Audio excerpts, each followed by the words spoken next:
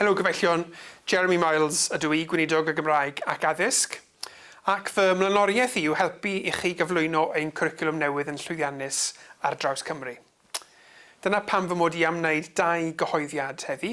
Yn gyntaf, rwy wedi cyhoeddi heddi y daith i gyflwyno'r cwricwlwm. Dyma ddogfen gynhwysfawr sy'n rhoi cymorth syml, clir a phenodol ar gyflwyno'r cwricwlwm.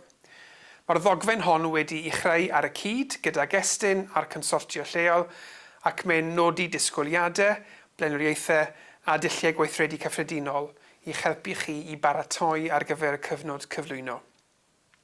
Yn ail, rwy'n falch i adal chi wybod bod y Rhwydwaith Cenedlaethol newydd yn cael ei lansio heddi.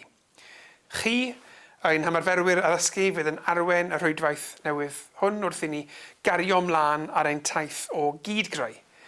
A bydd yn agored i bob ysgol a phob lleoliad. Chi fydd yn ei liwio, yn ei gynllunio ac yn ei hwyluso.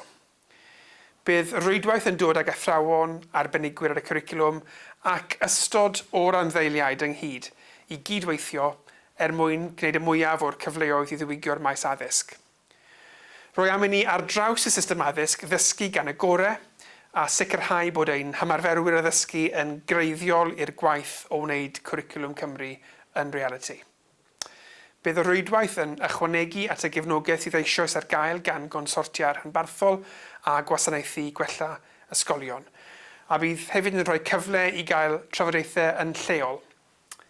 Bydd y rhwydwaith yn dechrau ar ei waith yn yr Hydref, yn rhithiol i ddechrau ond wyneb yn wyneb gydag amser, drwy drafod y paratoadau ar gyfer cyflwyno'r cwricwlwm, beth sy'n gweithio'n dda ac gellir ei rannu, beth sy'n creu trafferth. Bydd e hefyd yn ystyried mater pwysig arall, sef dilyniant dysgwyr drwy'r ysgol a pha adnoddau a deunyddiau sydd i hangen o hyd i gefnogi athrawon yn effeithiol.